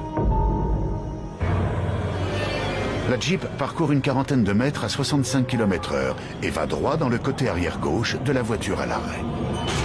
Le bras ensanglanté et le pull de Deborah heurtent le pare-brise, prouvant ainsi que la victime saignait avant la collision. Après l'accident, Steve essaie de casser la vitre pour que la collision paraisse plus grave, mais un automobiliste de passage s'arrête pour offrir son aide avant que Steve ne parvienne à ses fins. Je suis convaincu qu'il avait dans l'idée de camoufler son crime. J'ignore s'il avait tout prévu avant de la frapper et de la tuer, mais je pense qu'il a effectivement cherché un moyen de maquiller le meurtre et de le faire passer pour un accident de la route. On a découvert assez rapidement certaines choses. Par exemple, la vitesse à laquelle il roulait, le déplacement du siège et pas mal d'autres choses. Je pense qu'une fois qu'on a su qu'il avait frappé sa femme et comment la soirée s'était passée, plus rien ne pouvait vraiment nous surprendre. Lors de son procès, Steve Ollermann plaide non coupable. Oh certes, il reconnaît avoir frappé sa femme au cours d'une dispute, mais jamais il n'a eu l'intention de la tuer. La querelle a commencé sur le parking d'un magasin. Le couple projetait de redécorer leur chalet et Deborah reprochait à son mari de ne pas avoir de goût dans ses choix de robinetterie. Steve aurait alors commencé à perdre la tête, hurlant que quoi qu'il fasse, rien n'était jamais assez bien à ses yeux. Puis la dispute s'est violemment prolongée à l'intérieur de la voiture. Ollermann a fini par violemment cogner à plusieurs reprises la tête de sa femme sur la portière. Deborah a réussi à s'enfuir. Alors il a repris ses esprits, l'a rattrapée, s'est excusé et l'a installée dans la voiture pour l'emmener à l'hôpital. Sur le chemin, elle lui disait que tout allait bien et qu'il devait continuer à rouler. Selon lui, il a ensuite heurté accidentellement la voiture en stationnement au bord de la route. Cette version des faits ne convainc pas le jury. Il le reconnaît coupable d'homicide sans préméditation et le juge le condamne à une peine de 30 ans de réclusion. C'est l'affaire la plus fascinante sur laquelle j'ai travaillé en 15 ans de carrière. Si on regarde assez attentivement, la scène commence à parler. Tout dépend de l'attention qu'on lui porte. Il faut un intérêt méticuleux pour le détail. Au fil des années, j'ai appris que si on regarde bien, on finit par obtenir les réponses que l'on cherche. Sans une observation minutieuse des preuves et sans l'aide de la science pour reconstituer l'accident, la mort de Deborah Ollermann aurait pu continuer à passer pour un accident et son mari serait en liberté. On a adopté Tony Snyder comme héros de la famille. Les agents de la sécurité routière n'enquêtent pas sur des meurtres. Ils mettent des contraventions. Mais lui a fait tout ça alors qu'il n'avait aucune expérience pour mener ce genre d'enquête. Il est allé voir ses supérieurs et ils lui ont laissé la possibilité de suivre son instinct. Il faut absolument qu'on remercie tous ceux qui ont fait en sorte d'apporter la paix dans notre famille. Tony Snyder a repris son poste habituel d'agent de la sécurité routière. Cette affaire est son premier contact avec l'univers médico-légal, mais peut-être pas le dernier. Je suis certain que je ne reverrai jamais rien de semblable dans toute ma carrière. Mais si l'occasion se présente, je suis prêt. Les parents, les amis et le fils d'Ollermann refusent de croire à sa culpabilité, le décrivant comme un être sociable et pacifique. Rappelons que, dans un premier temps, les enquêteurs avaient cru eux aussi à la thèse de l'accident, l'attitude conciliante d'Ollermann l'ayant provisoirement disculpé. Sans la perspicacité de l'agent Tony Snyder et son expérience acquise sur la scène de plus de 500 accidents de la route, un meurtrier serait sans doute parvenu à commettre le crime parfait et à refaire sa vie avec sa maîtresse en toute impunité. Notre second récit est une hallucinante descente aux enfers. Imaginez une prospère bourgade californienne plongée du jour au lendemain dans la psychose provoquée par un tueur en série.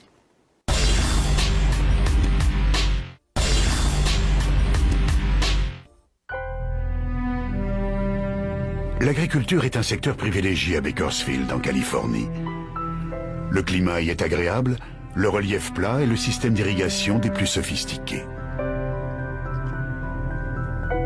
En 1986, des randonneurs découvrent qu'un crime a été commis dans un canal d'irrigation. Ils retrouvent le cadavre en décomposition d'une jeune femme. Je me suis dit que le corps avait été jeté plus haut dans le canal et qu'il avait flotté jusqu'à l'endroit où on l'a découvert. Le cadavre a passé plusieurs jours dans l'eau et les traces susceptibles d'expliquer son histoire ont été effacées. Il n'y avait pas de preuves physiques à part les habits que portait le corps lorsqu'il a été retrouvé. L'autopsie ne laisse aucun doute. Il s'agit d'un meurtre. On a découvert plusieurs plaies par balle. On a retrouvé une balle dans la colonne vertébrale et une autre. L'autre balle a été retrouvée au niveau des poumons. Les balles proviennent d'un revolver de calibre 38. On a retrouvé 2 balles, mais il n'y avait qu'un seul trou. Ce qui veut dire que les balles étaient rentrées par le même trou. Ça nous a mené à penser qu'il s'agissait d'un assassinat. La décomposition rendant l'identification impossible, le médecin légiste se concentre sur les empreintes de la victime. On peut utiliser le talc qui nous sert à relever les empreintes dans les cas normaux pour reconstituer celles de la victime. La police compare ces empreintes aux milliers d'empreintes recensées dans la base de données de Californie et trouve une correspondance. La victime, âgée de 21 ans, s'appelle Kay Bradley et a déjà été arrêtée par le passé pour prostitution. Son dossier révèle qu'elle a grandi à Los Angeles. À l'école, c'était une bonne élève, elle faisait du cheval et de la danse. Sa tante, qui a préféré garder l'anonymat, nous explique que Kay méritait une vie brillante. C'était une artiste. Elle aimait chanter et danser depuis qu'elle était toute petite. Elle était très sage. Je ne crois pas qu'on l'ait jamais grondée ou punie. Elle était très proche de sa famille. Après avoir quitté le lycée, Kay fait des choix regrettables. C'est l'histoire d'une jeune fille qui a rencontré des personnes mal intentionnées, qui s'est mise à prendre de la drogue et qui a fini par traîner avec des gens que je ne qualifierais pas de fréquentables, si j'étais son père. Toute la famille était effondrée. Dans ces cas-là, on cherche toujours à comprendre comment et pourquoi ça s'est passé et qui est responsable. Devenue toxicomane, la jeune Kay se prostitue pour subvenir à ses besoins en drogue. Pour tenter de retracer son emploi du temps le jour de sa disparition, les policiers interrogent les prostituées de Bakersfield. Mais aucune ne se souvient l'avoir vue ce jour-là. Les mois passent. Après des centaines d'interrogatoires et de contacts, l'enquête piétine. Alors que les chances d'identifier le meurtrier deviennent quasiment nulles, un événement tragique relance l'enquête. Le cadavre d'une seconde jeune femme est découvert dans un canal d'irrigation. À ce moment-là, on se demande s'il s'agit d'un tueur en série. Peut-être qu'une force supérieure ou que la danse des planètes pousse certaines personnes à agir comme ça. Un an après le meurtre de Kay Bradley, le corps d'une seconde jeune femme est découvert dans le même canal d'irrigation à la périphérie de Bakersfield, en Californie. A priori, il s'agit d'une adolescente, mais il est impossible de procéder à une identification. Les questions étaient simples. Qui a fait ça? Qui est-ce? Ce qui est le plus difficile à déterminer dans une enquête pour homicide. L'autopsie révèle que la jeune fille a été tuée par balle. 3 coups d'une arme de calibre 38. Elle a reçu plusieurs coups de face. Elle est tombée. Et c'est à ce moment-là que l'assassin lui a tiré une balle dans le dos. Les enquêteurs passent le canal au peigne fin à la recherche de preuves. Sur le rebord de ciment, on a remarqué qu'il y avait plus de sang. D'après les indications de la scène de crime, on sait que le véhicule s'est arrêté. Le meurtrier s'est garé. Il y a une certaine agitation. La victime a été blessée, elle a saigné. On suppose qu'il s'agit du sang de la victime. Ensuite, l'agresseur l'a traînée jusqu'au canal et l'a balancée dedans. La police relève 3 empreintes de chaussures dans la boue qui borde le canal. Elles sont identifiées comme provenant de chaussures de course à pied. Le médecin légiste Greg Laskowski analyse les balles retrouvées dans le corps de la victime. Il se concentre sur les marques créées lorsque la balle passe à travers le canon. Elles sont spécifiques à chaque arme à feu. Il les compare à celles des balles récupérées sur Kay Bradley.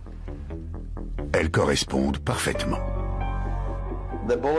Les balles retrouvées sur la victime du premier homicide et celles récupérées sur le second cadavre présentaient les mêmes caractéristiques, c'est-à-dire qu'elles avaient le même calibre et appartenaient à la même catégorie. Les caractéristiques des empreintes de tir étaient également identiques. L'arme du crime est un Colt de calibre 38. Je connais bien ces armes car j'en possède une moi-même. Les balles aussi sont inhabituelles. Elles étaient un peu plus légères que les balles normales de calibre 38. C'étaient des balles semi-chemisées à pointe creuse, qui correspondent aux cartouches que l'on donne aux agents de police.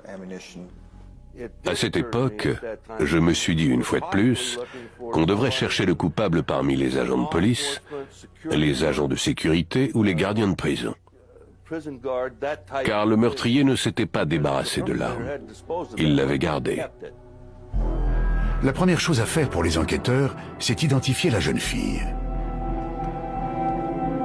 Son signalement ne correspond à personne parmi les portées disparues et ses empreintes n'apparaissent pas dans la base de données de l'État de Californie. Ayant retrouvé un emballage de préservatif sur la scène du crime et à en juger par les habits que la victime portait, les enquêteurs la soupçonnent d'être une prostituée. On a montré un Polaroid de la victime un peu partout.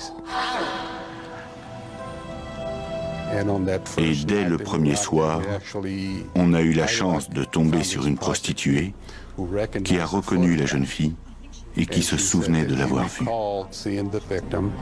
La victime est enfin identifiée.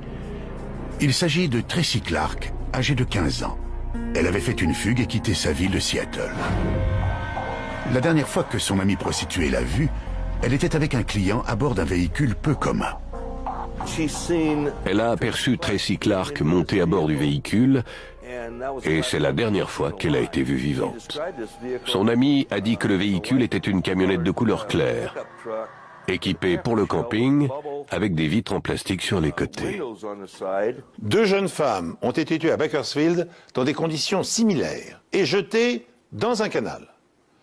L'arme du crime, un revolver Colt de calibre 38, a été utilisé avec les cartouches réglementaires qu'emploient les policiers. Grâce au témoignage d'une prostituée, les enquêteurs apprennent aussi que le tueur, présumé, roulait à bord d'une camionnette blanche spécialement équipée pour le camping. En recoupant ces 2 dernières informations, les policiers passent au crible membres de leur communauté.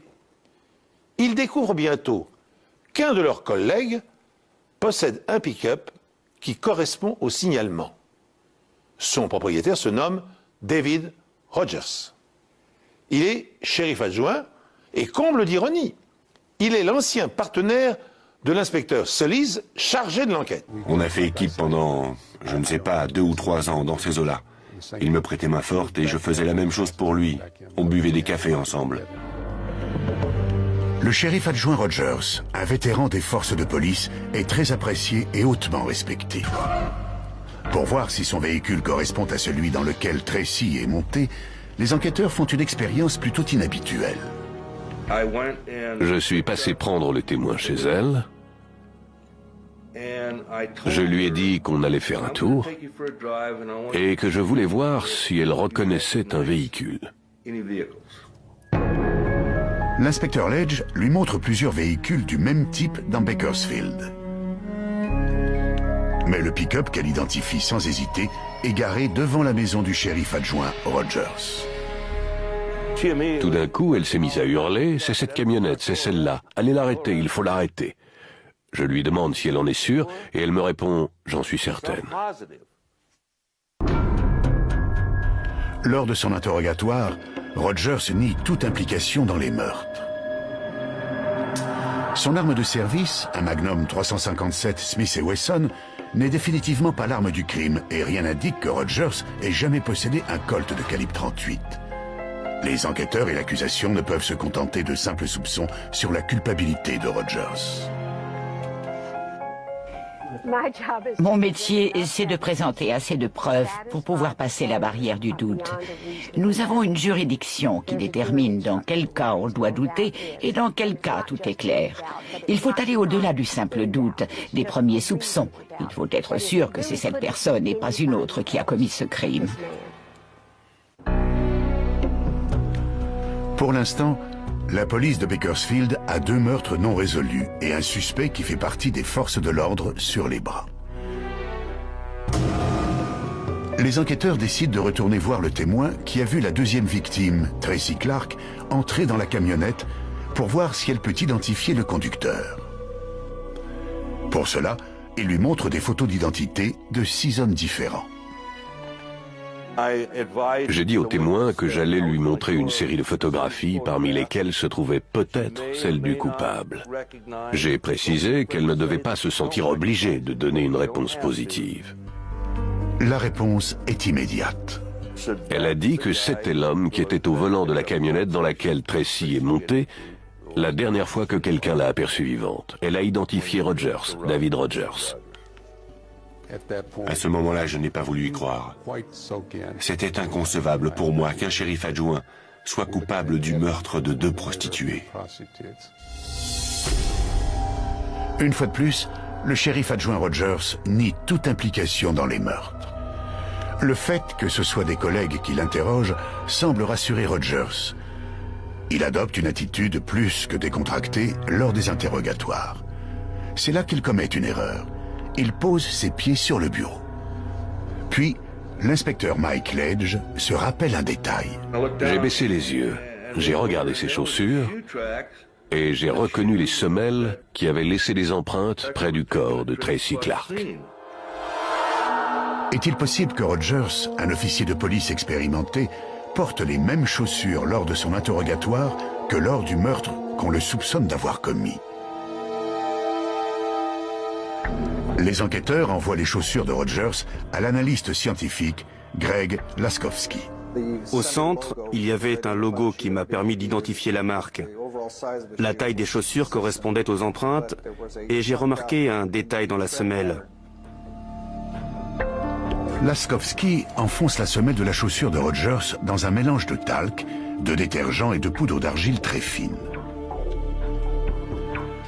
Le résultat est éloquent.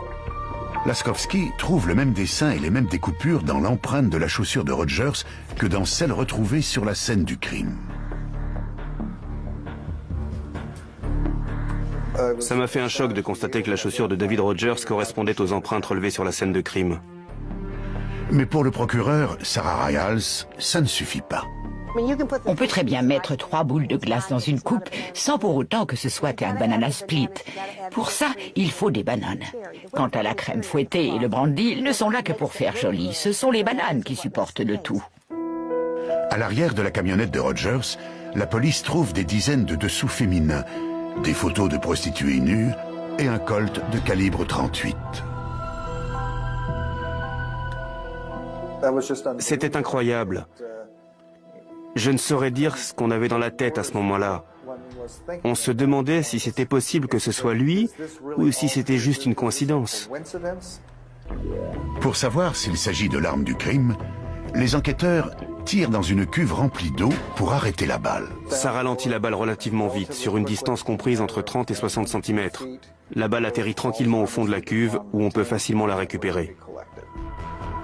Après avoir comparé cette balle à celle retrouvée sur la scène de crime, les enquêteurs n'ont plus de doute. C'est l'arme qui a servi à tuer les deux jeunes femmes. Maintenant, Sarah Rials a tout ce qu'il lui faut. Ça paraissait évident maintenant qu'on avait tous les éléments. C'était le seul scénario possible. C'était très important.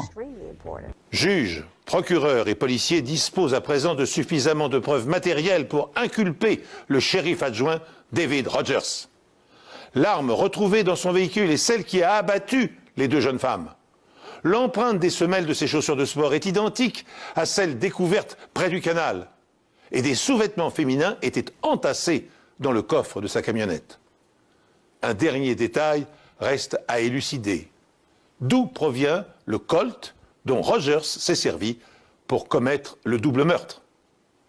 En effectuant des recherches à partir du numéro de série, les enquêteurs découvrent que le revolver a été enregistré par le propriétaire d'un restaurant local et, fait troublant, 7 ans plus tôt, Rogers avait enquêté sur un cambriolage dans le restaurant en question. Aurait-il profité de l'occasion pour voler l'arme qui se trouvait derrière la caisse? Rogers est rentré dans le restaurant, il a mis le revolver dans sa poche et a enregistré la déclaration de vol du propriétaire. Puis il a gardé l'arme qu'il a utilisée pour tuer 2 êtres humains. C'est ça qui m'a mis hors de moi. David Rogers est arrêté et reconnu coupable de 2 meurtres avec préméditation. Lorsque Dave Rogers a été reconnu coupable et arrêté, j'étais en colère, j'étais choqué. J'avais déjà mis ma vie entre ses mains. Vous imaginez, dans d'autres circonstances, j'aurais pu moi aussi devenir une de ces victimes. Un tas de pensées obscures m'ont traversé l'esprit à ce moment-là. Pendant sa garde à vue, l'accusé apparaît sous un jour effrayant et montre comment un père de famille, a priori normal, peut se transformer en tueur compulsif. Je deviens fou dans ma tête, ça tourne. Vous voyez ce que je veux dire? Quand j'ai une idée en tête, ça m'obsède. Et ça n'en finit plus de tourner. Les citoyens de Bakersfield sont choqués d'apprendre qu'un agent de police est accusé d'avoir tué Kay Bradley, âgé de 21 ans, et Tracy Clark, âgé de 15 ans. La femme de David Rogers, elle aussi, a du mal à y croire. C'était un père de famille formidable. Et un homme bien. Du moins le David Rogers que je connaissais. C'est difficile d'imaginer qu'un homme pareil puisse être un tueur. Et de surcroît, un tueur de sang-froid. Mais les preuves sont irréfutables. Lors de son procès, la question n'était pas l'accusé est-il coupable, mais qu'est-ce qui l'a poussé à tuer et ces meurtres étaient-ils prémédités? Que se passait-il dans sa tête lorsqu'il les a tués? Dans un entretien enregistré avec le psychologue de la prison, Rogers admet être allé voir des prostituées. Je suis pas raciste, j'ai fait appel à des Noirs, des Blanches, des Mexicaines. Le terme « faire appel » me paraît bien formel. Peut-être, mais c'est ce que j'ai fait. J'ai fait appel à des prostituées. Finalement, Rogers admet avoir emmené Tracy Clark jusqu'au canal. Là, ils auraient eu une dispute. Et j'imagine qu'elle lui a fait un commentaire du genre « On est ici depuis trop longtemps. Donnez-moi mon argent. »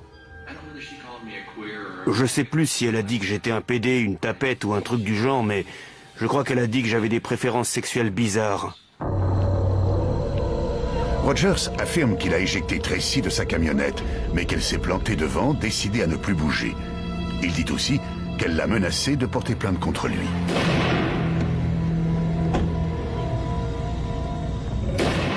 Il a plaidé la légitime défense. Il a dit que Tracy Clark s'était mise à crier, à hurler, à le griffer, et que les choses s'étaient envenimées. Mais Rogers a commis 2 erreurs. Il est sorti de la camionnette pour traîner le corps de Tracy jusqu'au canal en laissant les empreintes de ses chaussures dans la boue. Puis il a remis les mêmes chaussures pour son interrogatoire. On a eu beaucoup de chance car il a fait preuve de négligence. Il a été très négligent. Il a laissé des indices sur le lieu du crime. Il a laissé des indices dans sa camionnette, chez lui. Rogers n'est pas capable d'expliquer pourquoi il a tué Kay Bradley, sa première victime. Il a fait un drôle de commentaire. Il a dit « S'ils disent que c'est mon arme, alors j'ai dû le faire, mais je ne m'en souviens pas. » Pour justifier ses actes, Rogers explique que lorsqu'il était enfant, ses parents ont abusé de lui, psychologiquement et physiquement. L'histoire du type formidable qui se transforme en tueur à cause de traumatismes qu'il a vécu lorsqu'il était enfant me donne envie de vomir. Rogers laisse entendre qu'il ne craint pas la peine de mort. J'assume d'avoir tué cette personne. Je ne crois pas que je mérite de vivre. Vraiment pas. Êtes-vous en train de dire que, d'une certaine manière, vous avez provoqué votre propre chute? Je leur ai donné ce qu'ils voulaient. Vous aviez tout prémédité? Oui. David Rogers est jugé pour les meurtres de Kay Bradley et Tracy Clark. Il n'aura fallu que 2 jours au jury pour rendre son verdict. Il est condamné à mort. Les jurés aiment maîtriser tous les éléments d'une enquête. Ils aiment jouer, non pas aux détectives privés, mais aux auteurs omniscients de polar, qui, à partir d'un faisceau d'indices élaborés, arrivent à démontrer qui est le coupable. En ce qui me concerne, c'est l'homme le plus abject que j'ai rencontré. Il me survivra probablement. Il respire peut-être comme moi. Mais je suis fier de payer mes impôts pour qu'il ne respire plus jamais le même air que moi. Ce qui m'a le plus marqué dans cette affaire, c'est la capacité de cet homme à mener une double vie. D'un côté, il était accepté et respecté en tant qu'officier de police, et la nuit, c'était Mr. Hyde. Il sortait et exprimait une autre facette de sa personnalité. Il avait réussi à tromper tout le monde, jusqu'à ce que les enquêteurs et les médecins légistes ne l'arrêtent. David Rogers a été condamné à la peine capitale. Cette tragique affaire illustre bien la dualité qui habite parfois des personnalités complexes et malfaisantes. Et les choses prennent naturellement un relief particulier lorsqu'il s'agit d'un policier. Docteur Jekyll et Mr. Hyde.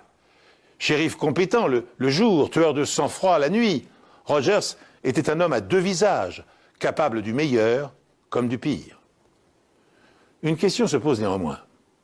Connaissant parfaitement les méthodes d'investigation de ses collègues, il est quand même étrange que Rogers ait pu accumuler autant d'erreurs. Pourquoi, en effet, s'est-il présenté à l'interrogatoire avec les chaussures qu'il portait aux pieds le jour du premier meurtre? Pourquoi a-t-il laissé dans le coffre de sa voiture l'arme des crimes et les sous-vêtements féminins qui allaient prouver sa culpabilité? A-t-il été négligent ou trop sûr de lui? À moins qu'il ait volontairement fourni des preuves pour être pris et faire cesser les forces maléfiques et incontrôlables qui le hantaient. Je laisse à chacun de vous le soin d'en décider. Merci d'avoir suivi cette émission. Je vous donne rendez-vous prochainement sur cette antenne pour 2 nouvelles enquêtes impossibles.